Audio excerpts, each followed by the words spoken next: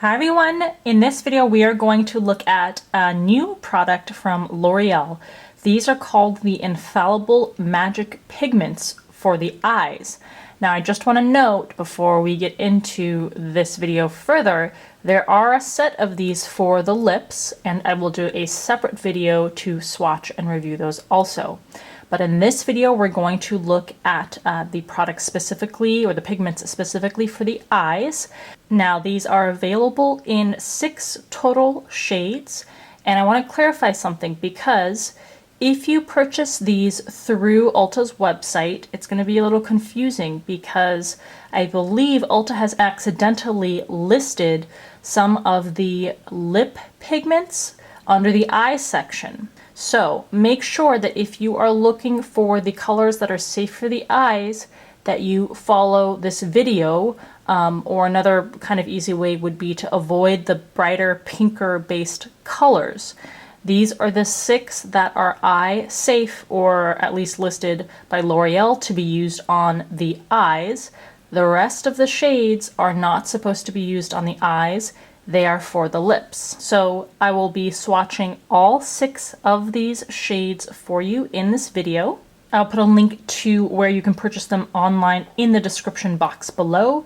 You can also go to the description box to see a link to the blog sale if you want to make any purchases from there, as well as the new Instagram account handle for Allura Beauty, and a link to Ebates where if you sign up you can get cash back on almost any retailer that you purchase through online, including Ulta. These retail for $14.99 on the Ulta website.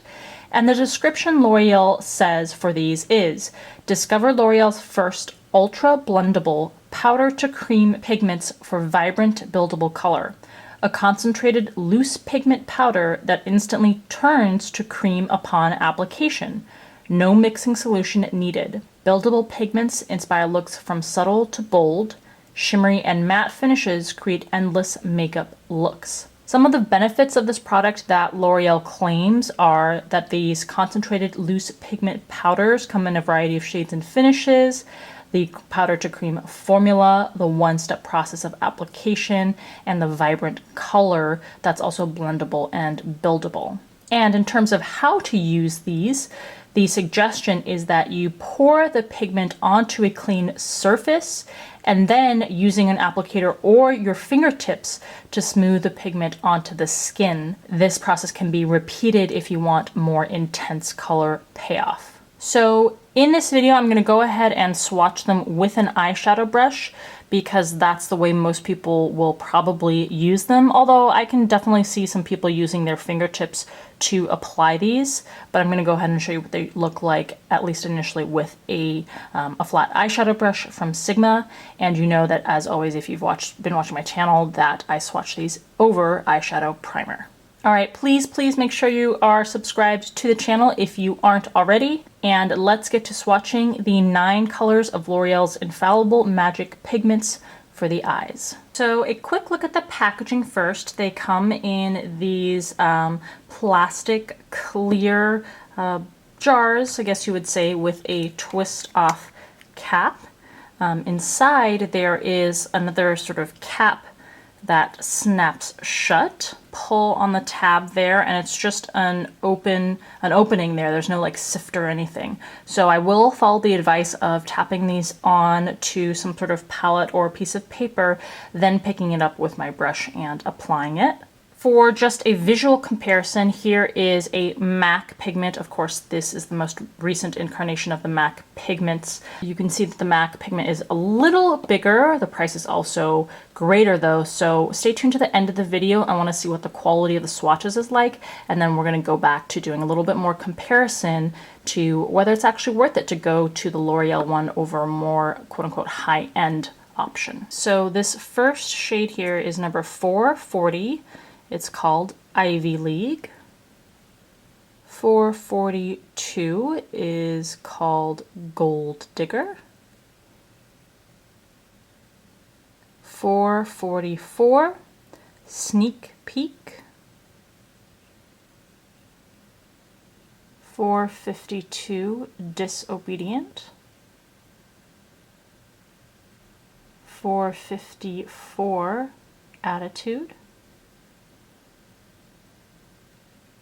And 456, Do Not Enter.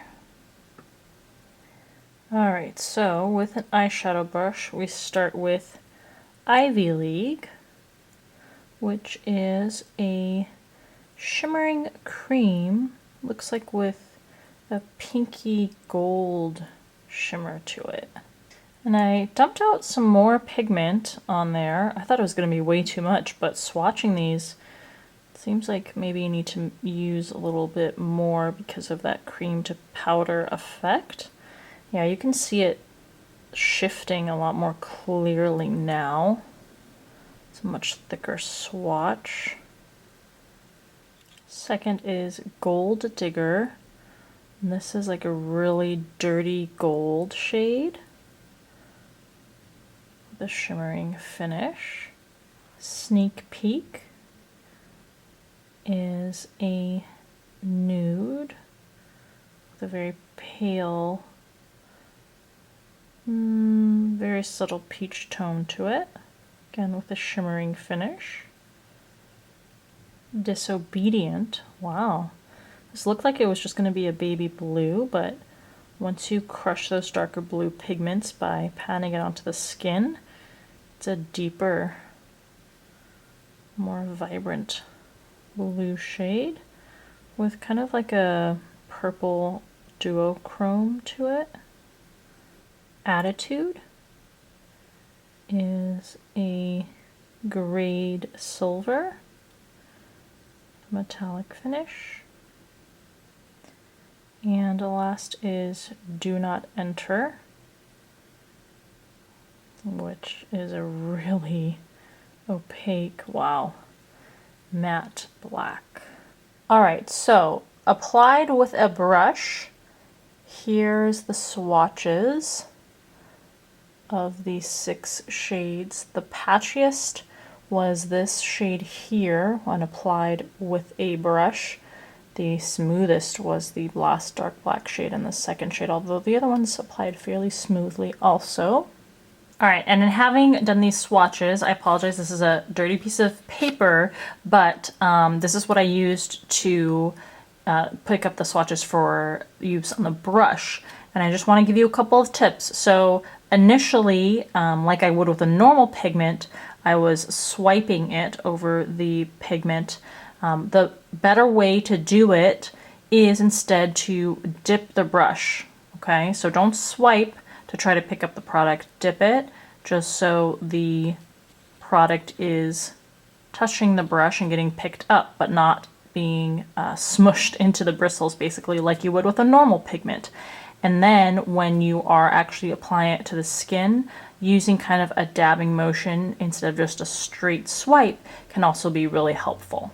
So I am next actually going to apply these with my finger to see what the difference is. So we're starting from the beginning with Ivy League. Oh, this feels so bizarre.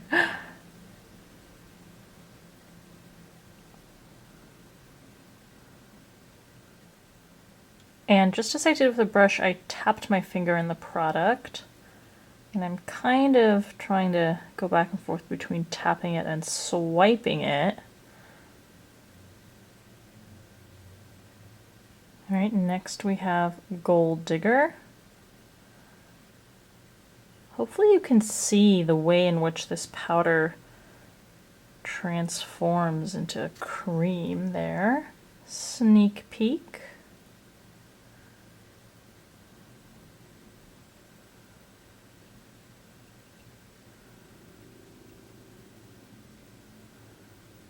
Disobedient.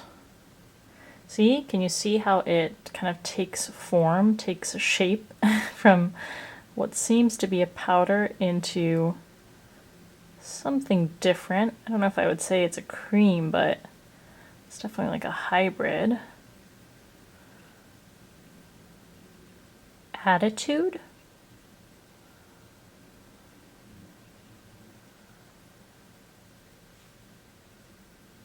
Do Not Enter.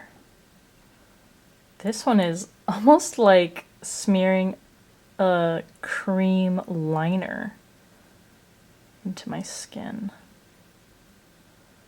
Okay, hopefully with this kind of swatching, you can see the texture of the product and how it really does transform from what seems like a powder into something with more liquid in it, especially with this last matte shade. It looks wet on the skin and it feels that way also. Now, in terms of whether I would go with a brush or my fingers, I think I would still go with a brush, especially because it's going to be hard for you to really be precise or press these into this small area on the lid with your finger. But if you do use your fingers, I would avoid doing so with the first shade, Ivy League, just because it looks even more patchy. We still kind of had that problem with the brush, but I think overall it looked better. I would also not use this black shade with your fingers. I think it's just too messy, but the other 4 shades I think are fair game for this type of application if you prefer that. All right, let's revisit this comparison now that we've done some swatches and I've gotten to see what the formula is like. Obviously, you, in terms of ounces, are gonna get more with the MAC product than with the L'Oreal one. With a MAC eyeshadow, you get 0.15 ounces. With the L'Oreal product, you get 0.12 ounces. Now, of course, the L'Oreal pigment is less than the $22 MAC pigment, but it does work out kind of almost the same once you account for the difference in the amount. The other thing I would say to consider is that it takes less product when you use the MAC eyeshadow because it's just a regular pigment. With the L'Oreal product, I did really notice that you have to pick up a lot more on your brush to get the same effect as you would, or the same finish and level of opacity as you would with a regular powder product. So use, you would be using more of this each time than you would with a MAC eyeshadow pigment. Now, of course, the comparison between these two is only so useful because the formula is actually very different.